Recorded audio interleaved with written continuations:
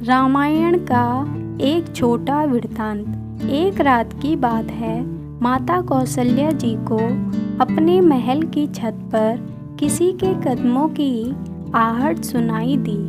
उनकी नींद खुल गई। पूछा कौन है? मालूम पड़ा सबसे छोटी बहू यानी शत्रुघ्न जी की पत्नी श्रुतकीर्ति जी हैं। माता कौशल्या जी ने उन्हें नीचे अपने पास बुलाया। श्रुतकीर्ति जी आई, चरणों में प्रणाम कर खड़ी रह गई। माता कौशल्या जी ने पूछा, बेटी श्रुति, इतनी रात को अकेली छत पर क्या कर रही हो? क्या नींद नहीं आ रही? शत्रुघ्न कहाँ है? श्रुतकीर्ति की आंखें भर आई।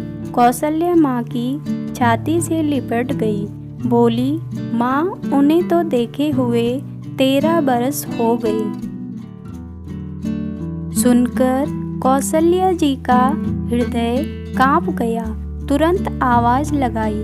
सेवक दौड़ आए। आधी रात ही पालकी तैयार हुई। आज शत्रुघ्न जी की खोज होगी। माँ चली। आप जानते हैं शत्रुघ्न जी कहाँ मिले? अयोध्या जी के जिस दरवाजे के बाहर भरत जी नंदीग्राम में तपस्वी होकर रहते हैं, उसी दरवाजे के भीतर एक पत्थर की शिला है। उसी शिला पर शत्रुघ्न जी अपनी बाह का तकिया बनाकर लेटे मिले। माँ शत्रुघ्न जी के सिरहाने बैठ गई। होले से बालों में हाथ फिराया तो शत्रुघ्न जी ने आंखें खोली। माँ उठे, चरणों में गिरे। माँ, आपने आने का क्यों कष्ट किया? मुझे बुलवा लिया होता। माँ ने कहा, शत्रुघ्न यहाँ क्यों? शत्रुघ्न जी की रुलाई फूट पड़ी। बोले, माँ, भैया राम जी पिताजी की आज्ञा से वन चले गए। भैया लक्ष्मण जी उनके पीछे चले गए। भैया भरत जी भी नंदीग्राम में हैं। क्या ये महल, ये रथ, ये राशि वस्त्र विधाता ने मेरे ही लिए बनाए हैं? शत्रुघ्न जी की बात सुनकर माता कौशल्या जी निरुत्तर रह गई। देखो क्या है ये राम कथा। यह भोग की नहीं, त्याग की कथा है। भगवान राम को 14 वर्ष का वनवास हुआ तो उनकी पत्नी सीता जी ने भी 14 वर्षों का कठिन वनवास सहर्ष स्वीकार कर लिया। परंतु बचपन से ही बड़े भाई की सेवा में रहने वाले लक्ष्मण जी कैसे राम जी से दूर हो जाते।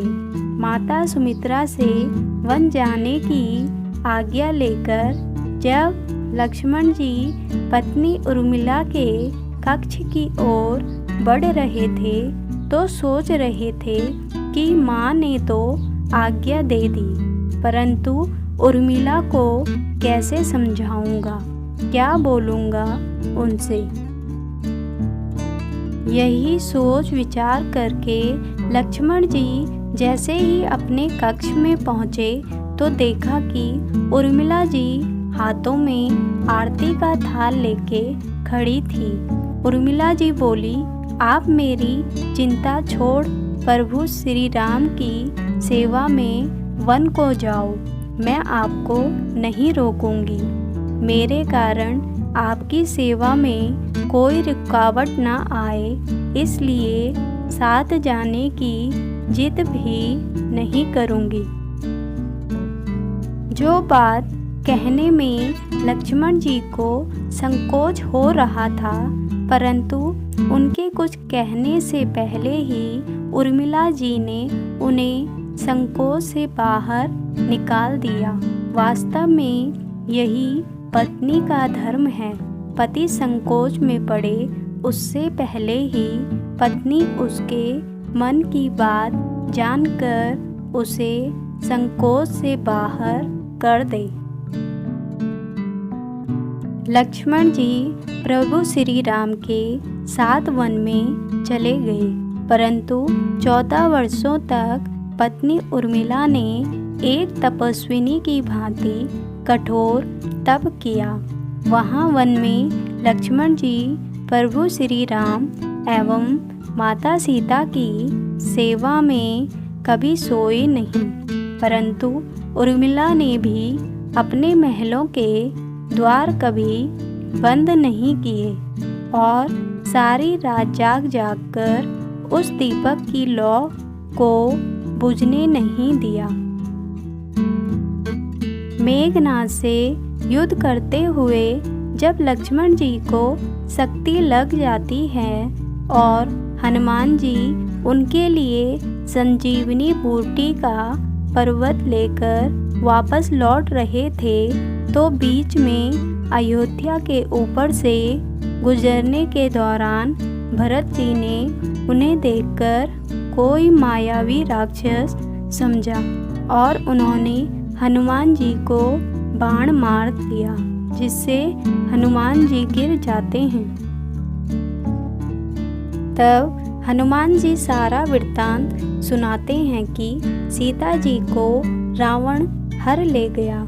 लक्ष्मण जी युद्ध में मूर्छित हो गए हैं। यह सुनते ही माता कौशल्या जी कहती हैं कि राम को कहना कि लक्ष्मण के बिना अयोध्या में पैर भी मत रखना, राम वन में ही रहे।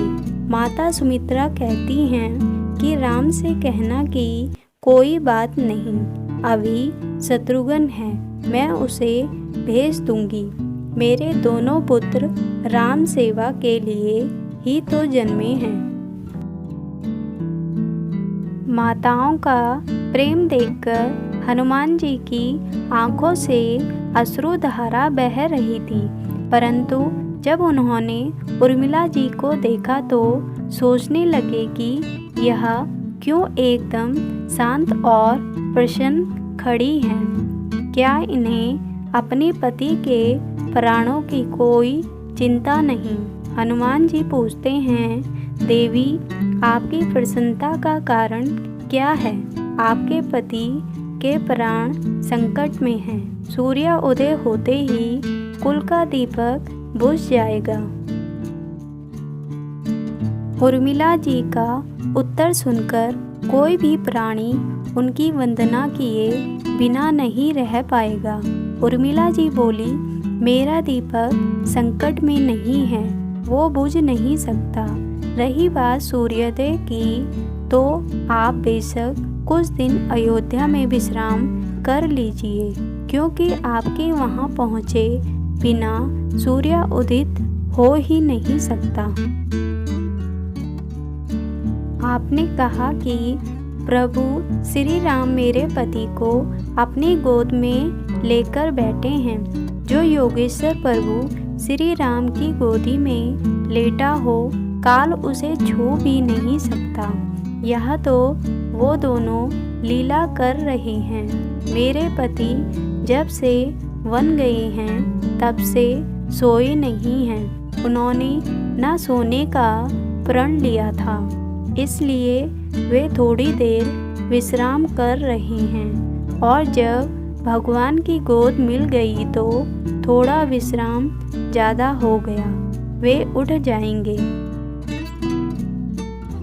और शक्ति मेरे पति को लगी ही नहीं, शक्ति तो प्रभु श्री राम जी को लगी है।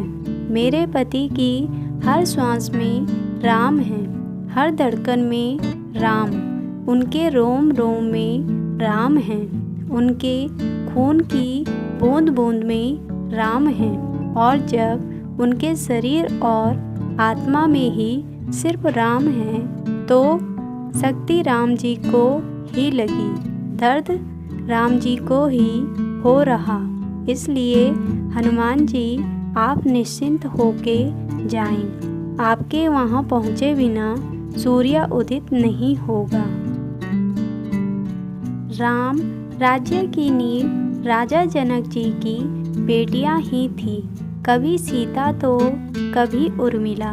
भगवान राम ने तो केवल राम राज्य का कलश स्थापित किया, परंतु वास्तव में राम राज्य तो इन सबके प्रेम, त्याग, समर्पण और बलिदान से ही आया। लक्ष्मण सा भाई हो, कौशल्या माई हो, स्वामी तुम जैसा मेरा रघुराई हो। नगरी हो अयोध्या सी, रघुकुल सा घराना हो। चरण हो राघव के, जहाँ मेरा ठिकाना हो त्याग भरत जैसा, सीता सी नारी हो। लव कुश के जैसी संतान हमारी हो। श्रद्धा हो श्रवण जैसी, सबरी सी भक्ति हो। हनुमत के जैसी निष्ठा और शक्ति हो। जय श्री राम। यह स्टोरी आपको कैसी लगी? अपने सुझाव और विचार कमेंट बॉक्स में लिख भेजें। वीडियो आपको अच्छी लगी तो लाइक एंड शेयर कीजिए और चैनल को सब्सक्राइब कीजिए। साथ में बेल आइकन प्रेस करना ना भूलें ताकि अगली वीडियो का नोटिफिकेशन आपको टाइम पर मिल सके। तब तक के लिए खुश रहिए, सुखी रहिए और स्वस्थ रहिए।